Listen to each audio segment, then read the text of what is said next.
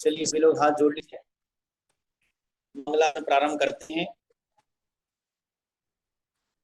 नमो हरिणाणम, नमो सिद्धाणम, नमो आर्याण, नमो अछायाण, नमो लोहे समसाहु। देवारे देवी महाराज श्री अनाथ भगवान की जय हो। द्वादशा जिनवानी माता की जय हो। समस्त विद्यार्थी संतों की जय हो। परम पूज्य आचार्य महाराज जी की जय हो। स्वाध्याय के क्रम में आज देखो अभी बहुत कम लोग जुड़ते हैं और ये यूट्यूब पे बाद में क्लास डल जाती है तो बाद में सब देखते हैं। समय से अभी आ जाओ तो बढ़िया है। स्वाध्याय के क्रम में प्रथम वर्ष में आपके लगभग 5 पाठ कंप्लीट होते हैं, जिसमें मंगलाचरण, चत्तारी मंगलम वाला पाठ, उसके पश्चात शंकर वाला पाठ, देव स्तुति इत्यादि बहुत सारी चीजें हैं। जीव अजीव, आज अपन इसी क्रम को आगे बढ़ाते हुए इंद्रिय वाला पाठ पढ़ेंगे।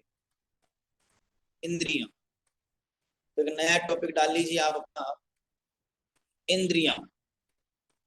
आपकी स्क्रीन पे भी दिखाई दे रहा है और आपके पास पुस्तक भी होगी। जो पुस्तक है उसमें से पाठ 7 लेसन 7 निकाल लीजिए। देखिए सबसे पहले इंद्रियां शब्द सुन करके आपको ख्याल में आना चाहिए कि ये जो इंद्रियां हैं ये मेरे पास है और ये मैं प्रतिदिन यूज करता हूं। इसका उपयोग हम प्रतिदिन करते हैं। क्यों? क्योंकि हम संसारी जीव हैं और संसारी जीव के पहचान के चिन्ह को क्या कहा है? इंद्रिया का। प्रश्न आपके ये आ जाएगी इंद्रिया किसे कहते हैं, तो एक शॉर्ट परिभाषा बनती है कि संसारी जीव के पहचान के चिन्ह को इंद्रिया कहते हैं, अर्थात जिससे कुछ पहचान होती है, अर्थात संसारी जीव को कुछ ज्ञान होता है। जीव जिसके देखो वास्तव में तो जीव अपने ज्ञान से जानता है, लेकिन फिर भी इस ज्ञान में जो बाह्य निमित्त बनता है, ऐसे उन सब चिन्हों को इंद्रियां कहा जाता है। जीव को जो ज्ञान हो रहा है उस ज्ञान को करने में जो शरीर का जो चिन्ह सहायक होता है, सूंघने में, स्पर्श करने में, ये जब अगला अगला इंद्रियों का विषय आएगा तो पढ़ेंगे, तो वो इंद्रिया कहला। और आपने तत्वार्थ जी में भी पढ़ा होगा, पंचेंद्रियाणी कितनी होती है? 5 होती है। अब आप देख लीजिए, सबसे पहले अगर अपने चेहरे पे हाथ लगाओगे तो ये हो गई आपकी स्पर्शन इंद्रिय। फिर चेहरे के पास में ये जाओगे अंदर तो जीभ है, तो ये रसना इंद्रिय है। फिर इससे ऊपर पहुंचोगे तो ये घ्राण अर्थात घ्राण इंद्रिय। फिर एक उससे ऊपर पहुंचोगे तो ये चक्षु, आंखें दिखाई दे रही है, ये चक्षु इंद्रिय हो गई। और कल में देखोगे तो दोनों सबके दो कान होंगे, तो ये कर्ण इंद्रिय है। तो सबके हैं ये 5 चीजें, ऐसा कोई तो है नहीं कि जिसके 5 नहीं हो। तो 5 है और इन्हीं के माध्यम से हम संसार में ज्ञान प्राप्त करते हैं। यदि किसी आप हमें देख रहे हो, हम आपको देख रहे हैं, तो कौन सी इंद्रिय से देख रहे हैं? माध्यम क्या हो रहा है? चक्षु। ज्ञान का ये निमित्त तो कौन सा बना? चक्षु। ठीक है।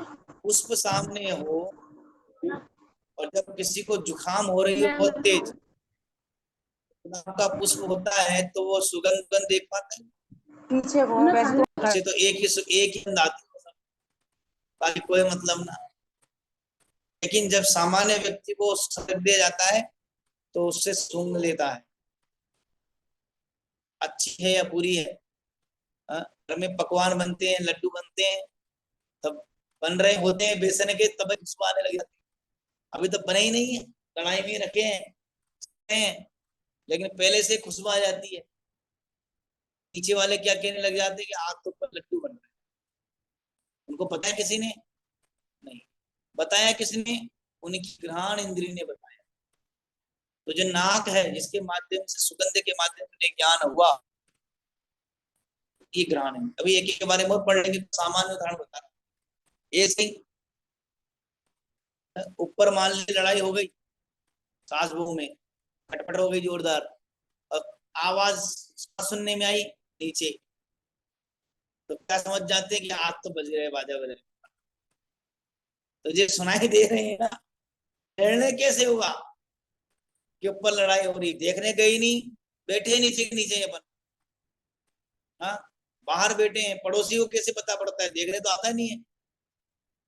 लेकिन कर्ण इंद्रिय के माध्यम से जो आवाज लेती है, उससे वो ज्ञान हो जाता है कि कुछ न कुछ यहाँ पर हो रहा है। तो ऐसे संसारी जीवों को जो बाहर का ज्ञान कराने में दिक्कत होती है, उन्हें इंद्रिया कहा जाता है। इंद्रिया 5 होती है। अब देखिए परिभाषा, इसको देखोगे आप इसमें। पहली है स्पर्शन इंद्रिय,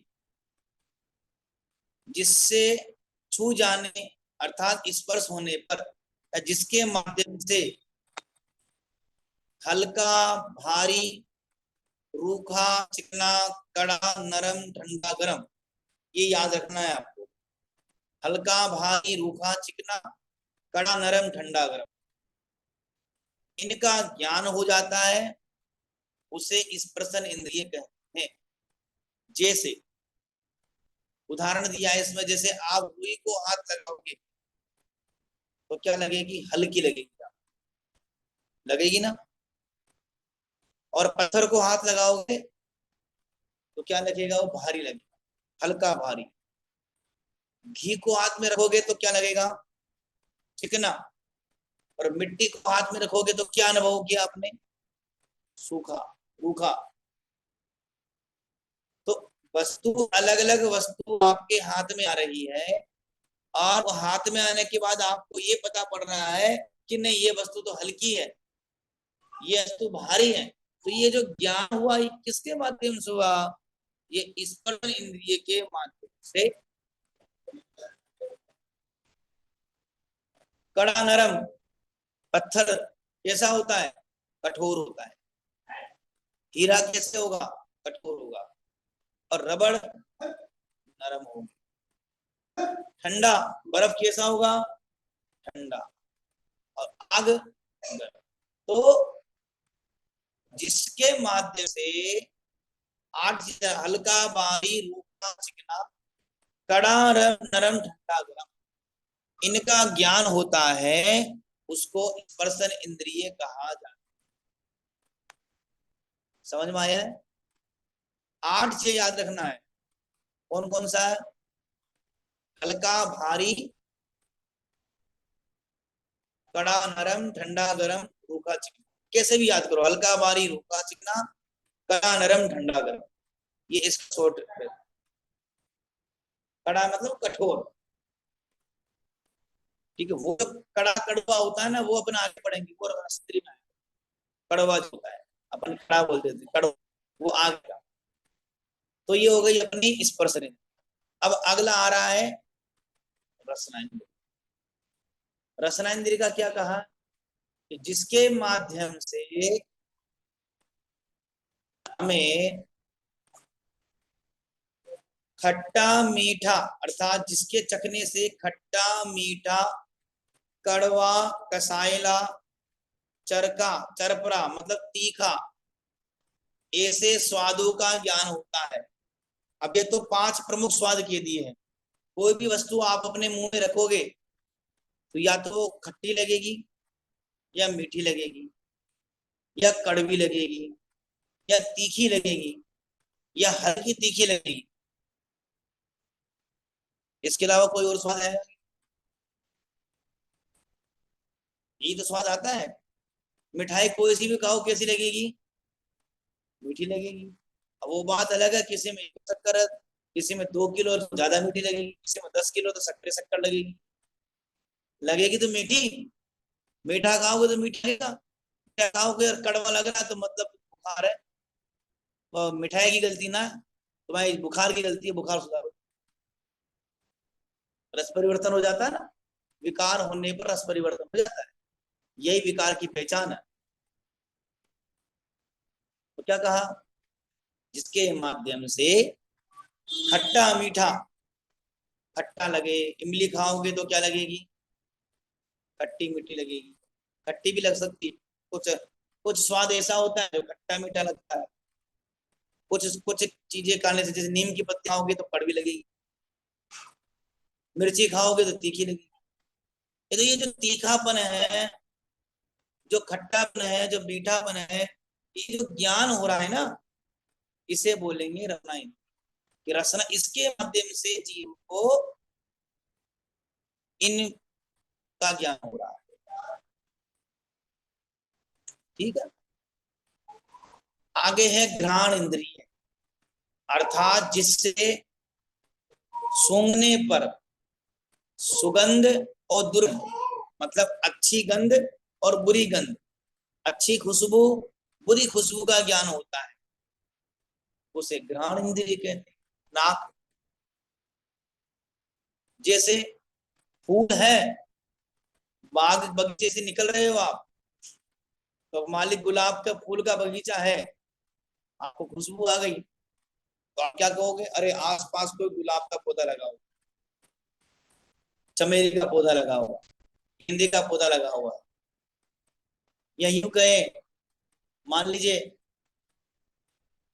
कुछ भी चीज बन रही हो, हाँ, तो उस सुगंध से आपका मन लग जाता है। और ऐसे ही मान लीजिए फ्रिज में कोई रखी हुई वस्तु सड़ गई और फ्रिज खोलते दुर्गंध आई, तो जो दुर्गंध का जो विषय बना, किससे बना?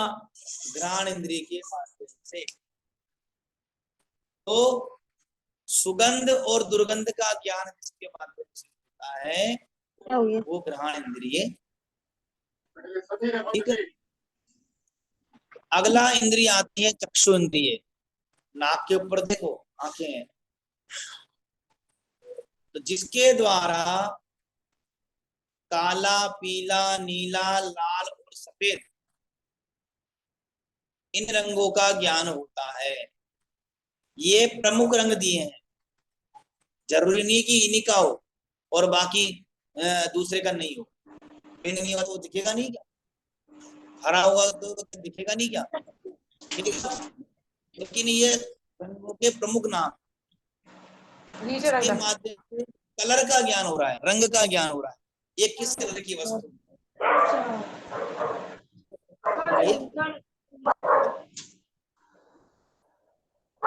ये गुंजन भाभी अपना ऑफ कर लीजिए, कर लो अपने आप को, तब करो अपने आप को, बहुत आवाज। चलिए आगे है चक्षुन्द्रिय, जिसके द्वारा काला पीला नीला लाल सफेद ऐसे रंगों का या इनके रंग से मिलकर के को जो नया रंग बन जाता है उसका ज्ञान हो जाता है। वो सब क्या कहलाता है? वो किसके माध्यम से होता है? वो चक्षु इंद्रिय के माध्यम से होता है। उदाहरण दिया है, जैसे चांदी और सोना रखा हुआ है और आपसे पूछा जाए कि चांदी लेके आओ, तो उसकी पहचान क्या है? कि जो सफेद कलर की वस्तु है वो चांदी है, और जो पीले कलर की वस्तु होती है वो सोना है। तो आपने पहचाना किससे? कलर के माध्यम से। जगत में सबसे ज्यादा पहचान किससे होती है? उसके रंग से, उसके आकार से। तो चांदी क्या है? सफेद कलर की। कोयला क्या है? काला कलर का। तो कोयला काला होता है, ये कैसे ज्ञान मिला? ये चक्षु इंद्रिय के माध्यम से ज्ञान मिला। अब आप कोई प्रश्न करो कि वो जिसके चक्षु इंद्रिय है ही नहीं, सूरदास जी है, तो फिर उनको ज्ञान कैसे होता? तो ये कहा है कि भले ही इंद्रियां अपना काम नहीं कर रही है, परंतु उसके इंद्रिय तो है कि नहीं? आंख तो है कि नहीं? आंख होने का नाम ही इंद्रिय के माध्यम से ज्ञान होना या नहीं होना, ये प्रश्न समझना। उस व्यक्ति के, किसी भी व्यक्ति के कोई इंद्रिय कम नहीं होता है, होती ही है इंद्रियां। अब वो उसमें आकार में बदल जाए, किसी की टेढ़ी मेढ़ी हो जाए, छोटी बड़ी हो जाए, कम ज्यादा हो जाए, उसकी क्वालिटी कम ज्यादा हो जाए। कोई बचपन से अंधा होता है, कोई बाद में जाके अंधा हो जाता है, कोई बचपन से ही 5 नंबर चश्मा लेके आता है, कुछ दिखता ही नहीं, कुछ हल्का फुल्का दिखता है। तो ये इंद्रिय की क्वालिटी पर डिपेंड करता है, आपके पुण्य उदय पर डिपेंड करता है। लेकिन आंख तो है ना, तो आंख होने का नाम ही इंद्रिया है। अब वो अवचेतन मन के माध्यम से, विशेष ज्ञान के माध्यम से, फिर वो अपने हाथों के माध्यम से, स्पर्श इंद्रिय के माध्यम से फिर पूरा ज्ञान करता है। लेकिन उसके भी इंद्रिय कहाँ है? लेकिन इंद्रिय कहाँ है, ये ध्यान रखना। चक्षु इंद्रिय दिखाई दे रही है। आगे है कर्ण इंद्रिय, जिसके द्वारा आदमी, जानवर, वादी की आवाज सुनता है। मतलब जिसके माध्यम से आवाज का ज्ञान होता है, स्वर विज्ञान का ज्ञान होता है, स्वरों का ज्ञान होता है।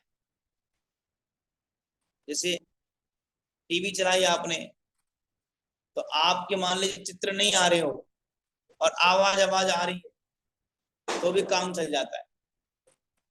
जैसे पहले होता था ना, तो पहले जब मैच आते थे, एंटीना हिल जाता था, अगर आवाज भी आ रही हो तो कह देते कि सुन लो, देखो मत, सुन करके अपने आप समझ लो कि क्या चल रहा है।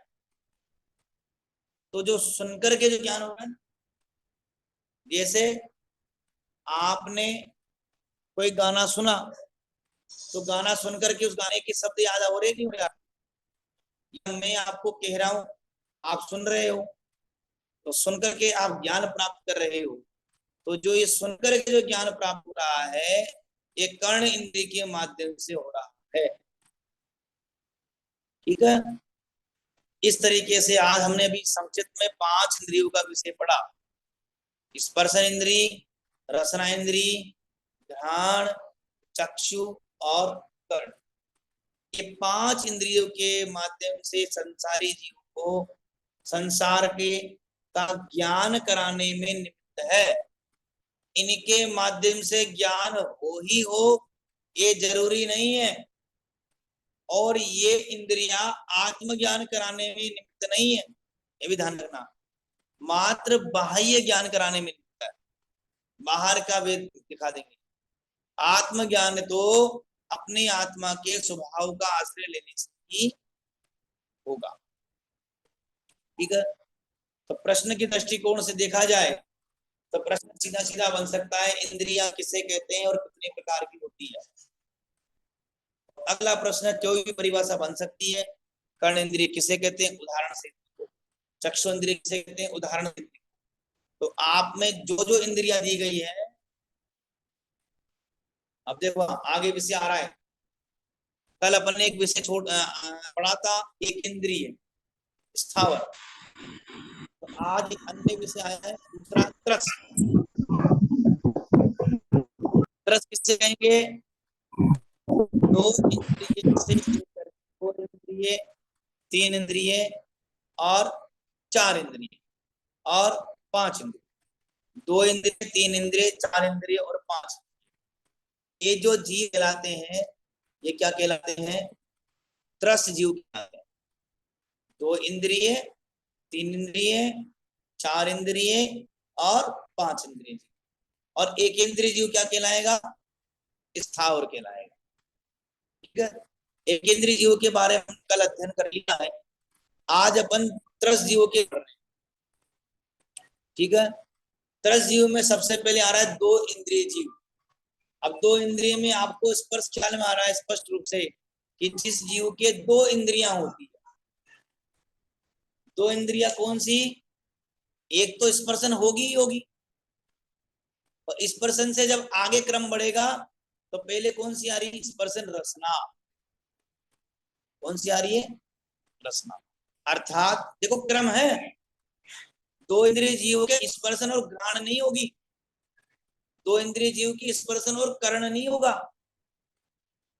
2 इंद्रिय जीव के स्पर्शन और चक्षु नहीं होगी, 2 इंद्रिय जीव के स्पर्शन और रसना ही इंद्रियां होगी। ख्याल में आना नहीं विषय? ऐसे ही 3 इंद्रिय जीव के स्पर्शन, रसना और घ्राण। स्पर्शन, रसना, चक्षु ये नहीं होगा कि नाक तो है नहीं, राख आ गई। ये क्रम है। एक इंद्रिय होगा तो स्पर्शन इंद्रिय मिलेगी, 2 इंद्रिय जीव होगा तो उसको स्पर्शन रसना मिलेगी, 3 इंद्रिय जीव होगा तो स्पर्शन रसना घ्राण मिलेगी, 4 इंद्रिय जीव होगा तो स्पर्शन रसना घ्राण और चक्षु मिलेगी, और 5 इंद्रिय जीव होगा वो तो 5 इंद्रियां उसको मिलेगी। उसके बाद भी फिर 2 भेद पड़ते हैं 5 इंद्रिय के, संगी और असंगी। यदि मन नहीं है तो असंगी पंचेंद्रिय, और यदि मन भी मिल गया तो संगी पंचेंद्रिय। ये इसका भेद। तो अब उदाहरण देख लो आप। स्पर्शन रसना ये इंद्रिया मिलती है, जैसे लट, लट पिपिल आदि शरीर, धर धर मर्यो सहयो बहुपीर। छड़ाला जी ग्रंथ में आएगा ये, जब अध्ययन अपन पढ़ेंगे तब उसमें, तो वहां पर भी आया ना, एक एक क्रम से एक एक का उदाहरण। लट जो रेंगती है, केंचुआ, सीप। सीप समझते हो क्या होता है? सीप होता है समुद्रों में, या फिर आप बच्चे बच्चे खेलते रहते हैं तो वे सफेद सफेद कलर का जो होता है, छोटा सा, समुद्रों के आसपास मिलता है, पत्थर टाइप का, वो सीप कहलाता है। वो 2 इंद्रिय जीव है, वहां में मोती बन जाता है। स्वाति नक्षत्र के, स्वाति नक्षत्र में जो आकाश से गिरा हुआ पानी बिना जमीन के टच हुए यदि सीधा उसमें पड़ जाता है, और अगर वो असली सीप है तो उसमें वो पानी जो है मोती बन जाता है। जो अपन मोती पहनते ना, तो वही है। ठीक है, आता है लट, केंचुआ इत्यादि। जो केंचुआ जो खाद बनाने में काम आता है, खाद बनती है जिससे, केंचुए से खाद बनाते हैं, एक केंचुआ छोड़ देते हैं, उससे हजारों केंचुआ पैदा हो जाते हैं। तो 2 इंद्रिय जीव। 3 इंद्रिय जीव क्या है? जिसके स्पर्शन, रसना और घ्राण अर्थात नाक, ये 3 इंद्रियां पाई जाती है। अर्थात जिसको, जिसमें स्पर्शन करने की, छूने की, टेस्ट करने की और सूंघने की शक्ति होती है। जैसे चींटी, चींटी में कितनी इंद्रियां? चींटी 3 इंद्रियां। सुन नहीं सकती है, केवल देख सकती, देख भी नहीं सकती, केवल मात्र अपने नाक के दम पर वो काम करती है। किसके दम पर? नाक के दम पर। उनकी नाक जो होती है, घ्राण इंद्रिय उनकी वो तेज होती है, तभी तो वो एक के पीछे एक लगी रहती, और जहां मीठा होता है वहां पहुंच जाती है। तो उसको बाजा बजा करके थोड़ी बुलाते हैं कि आजा आजा, बाजा बज गया। जैसे हम बाजा बज जाते हैं तो देखने जाते हैं, नहीं, वो तो जहां मीठापन होगा तो उसको सूंघ सूंघ करके आ जाएगी। खटमल, बिच्छू, ये सब 3 इंद्रिय जीव है। आगे 4 इंद्रिय जीव, स्पर्शन, रसना, घ्राण और चक्षु, जो देख भी सकता है। जैसे मधुमक्खी देख कर ही काटेगी बिल्कुल मौके पर, तथैया ढंग से काटेगी देख करके, नहीं नाक में काटना है ना। बर्रैया अबे काटती है ना, बिल्कुल गर्दन पे काटेगी, बिल्कुल टप देनी चाहिए। तो कहां से है? देख, चक्षु इंद्रिय है, 4 इंद्रिय है। रसना, स्पर्शन, रसना, ग्रहण और चक्षु। और आगे आ रहा है पंचेंद्रिय में कर्ण, जिसको सुनाई भी दे रहा है, वो 5 इंद्रिय जीव के नाम, स्पर्शन, रसना, ग्रहण, चक्षु और कर्ण। जैसे मनुष्य, घोड़ा, हाथी, त्रियंज गति की जो ये जीव है, ये सब क्या है? अब इनमें दो भेद कर दिया है। जिनपे के पास मन है वो संगी पंचेंद्रिय, जिन पे मन नहीं है वो असंगी पंचेंद्रिय। ख्याल में, जिन पर मन नहीं है वह असंगी पंचेंद्रिय हो गया। मनुष्य के पास क्या है? मन है, इसलिए वो क्या कहलाएगा? संगी पंचेंद्रिय कहलाएगा। सांप कैसा है? जमीन पर पाया जाने वाला सांप तो संगी पंचेंद्रिय है, और जल में पाया जाने वाला सांप, कुछ सांप ऐसे होते हैं जिनके पास मन नहीं होता है, तो असंगी पंचेंद्रिय होता है। शेर संगी पंचेंद्रिय, मन सहित होता है। तो ऐसे जिनके पास मन है वो संगी, जिनके पास मन नहीं है। 5 इंद्रियां तो है लेकिन विवेक शक्ति नहीं है उसका निर्णय करने की, क्या सही है और क्या गलत। इस तरीके से 5 इंद्रियों का सामान्य स्वरूप पड़ा है। आगे निकालो ईशान। 5 इंद्रियों का अपन ने सामान्य स्वरूप पड़ा। प्रश्न की दृष्टिकोण से आप ध्यान रखना, ये इंद्रियां कितनी होती है? ये 5 होती है। कौन कौन सी होती है उनका नाम लिखिए, परिभाषा लिखिए वगैरह में अभी आगे आएगा। त्रस जीव कितने प्रकार के होते हैं? 2 इंद्रिय, 3 इंद्रिय, 4 इंद्रिय, 5। उनकी परिभाषा लिखिए क्रम से। 2 इंद्रिय में कौन सी इंद्रिय आएगी, 3 इंद्रिय में कौन सी तीन आएगी।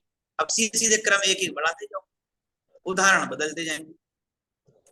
एक शब्द आता है विकलत्रय। तो विकलत्रय में आपको लिखना त्रय, त्रय मतलब 3 चीजें। विकल 3 चीजें लेनी है, विकल इन पे शरीर नहीं, विकल अर्थात 2 इंद्रिय, 3 इंद्रिय और 4 इंद्रिय, जो पंचेंद्रिय से भिन्न। 2 इंद्रिय, 3 इंद्रिय और 4 इंद्रिय वाले जो जीव कहलाएंगे उनका एक ग्रुप नाम दे दिया गया है, सामूहिक नाम विकलत्रय। ठीक है। और एक इंद्रिय और विकलत्रय जीव नियम से असेनी ही होते हैं, अर्थात 4 इंद्रिय जीव तक कोई मन आ पाने का सवाल ही नहीं। जब कर्ण ही नहीं है, कान ही नहीं है, सुन ही ना पा रहा है, तो निर्णय कहां से करेगा? ठीक। अब मनुष्य जो है वो नियम से सेनी ही होता है। ये हटाओ, बीच में क्या गया? मनुष्य क्या है? नियम से सेनी ही होता है। देव और नारकी ये भी सेनी ही होता है, अर्थात इनके पास मन होता है। अब मनुष्य में आप प्रश्न पूछो कि जो पागल घूमते रहते हैं, फिर जब मन होता है तो कैसे भटकते फिर? अरे भाई, मन होना अलग बात है और मन का प्रयोग करना ये अलग बात है। क्या कहा? मन होना ये अलग बात है और मन से सही दिशा में प्रयोग करना मन का ये अलग बात है। यदि मन नहीं होता उसके पास तो उसको उधर ही जाना है, ये कैसे पता पड़ता? उसको भूख लगने पर खाना खाना है, ये कैसे पता पड़ता? तो मन तो है लेकिन अभी मन की बहुत डाउन दशा है, बहुत निचली दशा है। ठीक है। देव नार के मनुष्य नियम से सेनी होते हैं। त्रियंच मंचेंद्रिय जीवों में कोई सेनी होती है और कोई असेनी होता है। तो चारों गतियों में 3 गति के जीव तो सेनी कहलाए, बाकी एक गति का जो जीव है वो त्रियंच गति के जीव में भेद आ जाता है, 1 इंद्रिय से लेकर के 5 इंद्रिय। ठीक है। इस तरीके से आज अपन ने इंद्रियों के स्वरूप को पढ़ा, सामान्य स्वरूप समझा, उसकी एक एक परिभाषा को समझी। अब अगर इसमें कोई आपको प्रश्न पूछना है तो हमें बता दीजिए, क्योंकि 5 मिनट बचे हैं, अन्यथा कोई पूछना है तो अपने अपने ऑडियो और वीडियो ऑन कर लीजिए। बहुत से लोग वीडियो ऑन नहीं करते हैं, पता ही नहीं पड़ता पढ़ भी रहे हैं कैसे ही नहीं। और प्रश्न पूछना है तो पूछिए ऑडियो वीडियो ऑन करके, नहीं तो समझ में आ रहा है कि सबको समझ में आ गया होगा। आप कॉपी में लिख लीजिए इन सब चीजों को। कल और परसों क्लास बता रहे हैं कि नहीं लगेगी। परसों तो चलो मास्टर का प्रोग्राम है, कल आपके यहाँ कुछ वक्तावर का पाठ होने जा रहा है, ऐसा सुनने में आया। तो 2 दिन क्लास का अवकाश रहेगा, लेकिन आपको समय मिले तो आप इन चीजों को वापस रिवीजन करना 7 पाठों। अभी सोमवार को पढ़ना पड़े तो नया पाठ पढ़ेंगे, ठीक है। और ये होने के बाद में एक टेस्ट पेपर आपको दिया जाएगा पूरे का, हमारे माध्यम से एक टेस्ट पेपर हम आपको देंगे। तो आप अपने मन की ईमानदारी से करना अपना अपना खुद, और समझना कि हमने कितने प्रश्न सही किए हैं, कितना हमको याद है कितना नहीं। कोई उसकी कोई हम नंबर किसी को नहीं बताएंगे, आप प्रश्न पत्र भेज देंगे, आप ही उसका उत्तर देख लेना बाद में, और आप ही उसको चेक कर लेना, क्योंकि किताब में से प्रश्न आएंगे। जो लिख दोगे वो सही है, जो नहीं लिखोगे इसका मतलब आपको याद नहीं है, तो उनको आपको याद कर लेना है। एक एक किताब पूरी होने के बाद एक एक बार अपनी तरफ से टेस्ट ले लेंगे, ताकि आपको भी ध्यान में रहेगा कि मुझे क्या याद नहीं है और क्या पढ़ना है, ठीक है। चलिए आज का कक्षा का समय हो गया है, जिनवाणी स्तुति कर ले। जिनवाणी के ज्ञान से कालो सोवाणी मस्तक नमो सदा जी। नोबा नमोकार मंत्र पढ़ ले।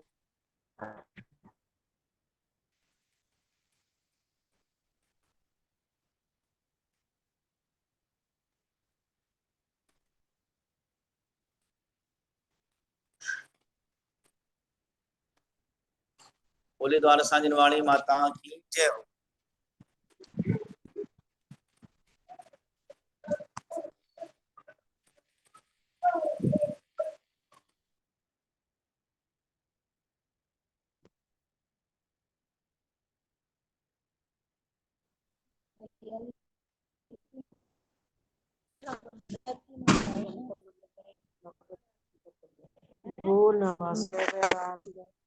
मंदिर का इतिहास से की जा रही है,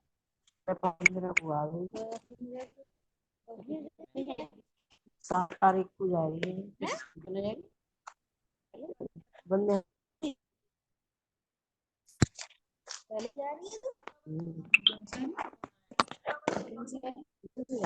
मालूम कल आ रही से मंदिर में से कितनी आ रही है और